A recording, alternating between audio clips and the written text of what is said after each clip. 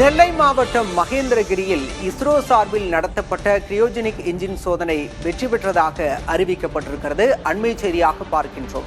தமிழகத்தின் நெல்லை மாவட்டம் மகேந்திரகிரியில் இந்த சோதனை நடைபெற்றிருக்கிறது.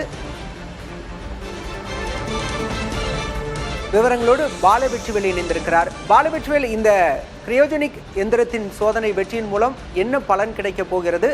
கூடுதல் விவரம்.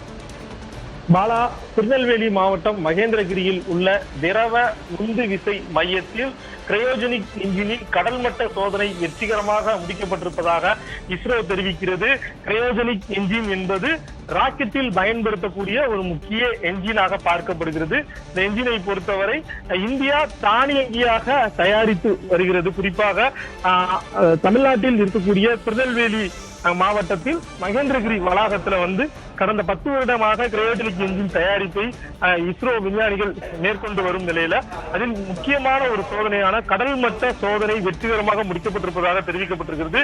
இந்த என்ஜினில் ஒட்டுமொத்தமாக 22 டன் தள்ளு விசை அளவில் அழுத்த சோதனை நடத்தப்பட்டிருப்பதாகவும், இந்த சோதனையின் போது என்ஜினினுடைய நாசில் அமைப்பு மற்றும் மல்டி எலமெண்ட் இக்னைட்டர் ஆகிய தொழில்நுட்பங்களையும் பரிசோதனை செய்திருப்பதாக தெரிவிக்கப்பட்டிருக்கிறது. இதன் மூலமாக அதிக எடை கொண்ட செயற்கைக்கோள்களையோ விண்கலன்களையோ ஏற்றி செல்லும் LVM-3 ராக்கெட் உருவாக்கத்திற்கு இந்த என்ஜினுடைய சோதனை முக்கியமானதாக பார்க்கப்படுகிறது.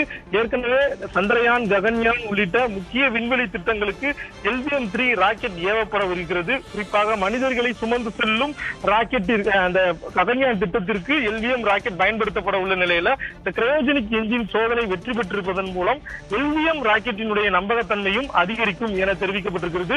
மேலும் இந்தியாவினுடைய எதிர்கால விண்வெளி திட்டங்களுக்கும் இது உதவியாக இருக்கும். குறிப்பாக சந்திரன், செவ்வாய் போன்ற நீண்ட தூர திட்டங்களுக்கும் இந்த LVM ராக்கெட்டினுடைய என்ஜின், கிரையோஜெனிக் என்ஜின் சோதனை வெற்றிகரமாக அமைந்திருப்பதாக இஸ்ரோ தெரிவித்திருக்கிறது. பாலா, விவரங்களுக்கு நன்றி பாலவெற்றிவேல்.